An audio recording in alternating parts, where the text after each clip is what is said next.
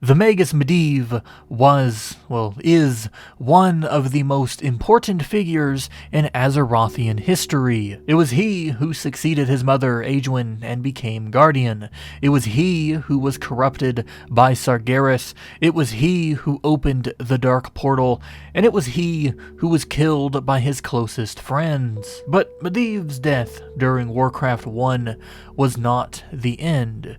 For you see, after the Alliance of Lordaeron defeated the Orcish Horde during the Second War, Medivh returned, and he did so as a mysterious prophet warning of the Burning Legion's return.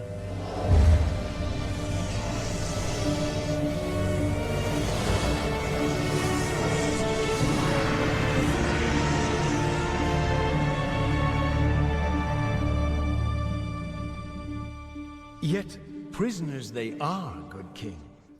But how?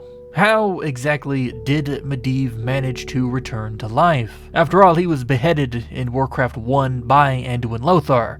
Now, I don't know about you, but I think it would be pretty hard to live without a head. And Medivh, he might be powerful, but I don't think he's that powerful. So how then did Medivh return? Well, Medivh's return is chronicled in his very own novel, The Last Guardian. It's a good book, you should read it. But in it, Aegwynn, his mother, managed to return Medivh's wandering spirit to his body, bringing the Guardian back to life to once again walk amongst the living. But there are some things to note about this resurrection, which all lead into the topic of today's video. So today we ask, is Medivh a demon? Now, it might sound crazy, and I know what you're probably saying. Oh, but Dave, how does this question even make any remote sense?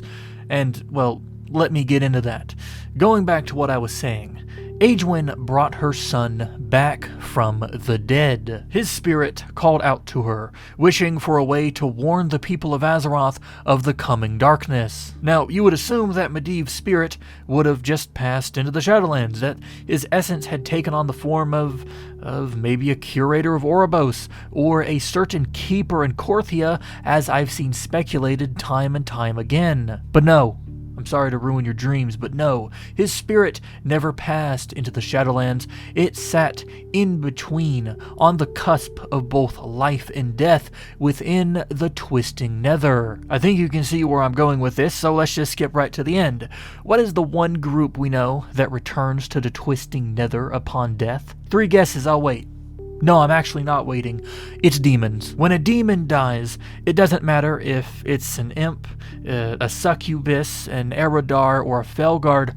All demons return to the Twisting Nether to be reborn in an endless cycle of carnage. In fact, they are one of the only beings in which this is the case. So, with just that, you can make a fairly clear argument as to how Medivh might be a demon. Upon Medivh's death, Medivh was denied a trip to the Arbiter and was instead dumped into this wild, chaotic space between realities. So by that alone, it's easy to argue that Medivh can be classified as a demonic entity. But that is not good enough, because Medivh is not a demon. Well, I should rephrase.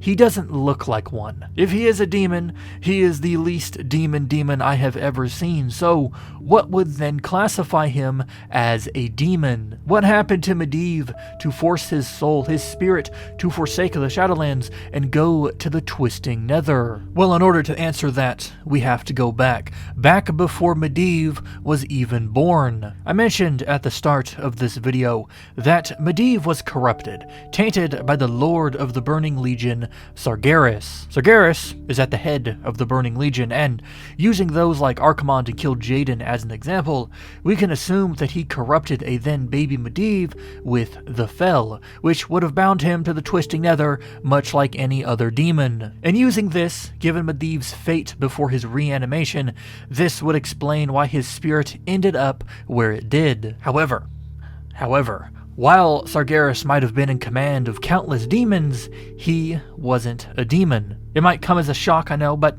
Sargeras was actually a Titan.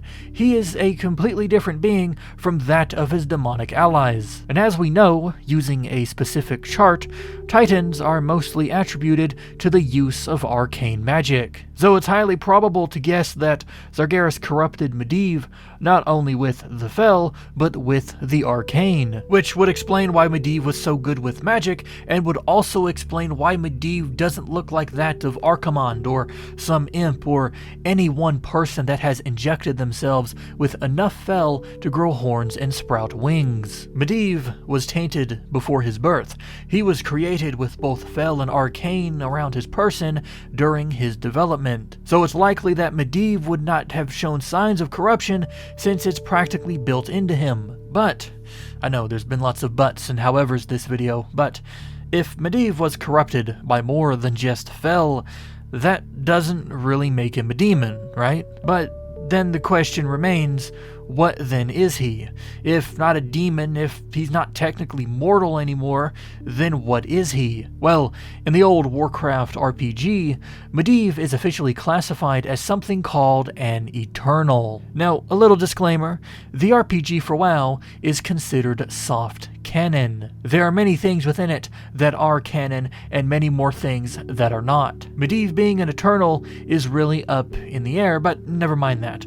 An Eternal, for those who don't know, are Azeroth's immortal beings. They are people, Loa, or gods that are technically immortal. For example, Cenarius would be an Eternal, Malorn, Ursoc, Xavius, Elune, Bwonsamdi, Cthulhu, and most importantly, the Titans are all Eternals. So if Medivh is an Eternal, he is such because of the Titans, because he was directly influenced by one during his very creation. And Eternals might not be hard canon, but having a list of people and beings that are similar to Medivh does give us a possible solution. If he's not a demon, if he's not mortal, if Medivh is anything, Medivh is closer to something along the lines of a demigod than anything else. If you have any questions or comments about this video, Warcraft, or its lore, you can leave them in the comment section down below, and I'll be sure to read each and every one of them.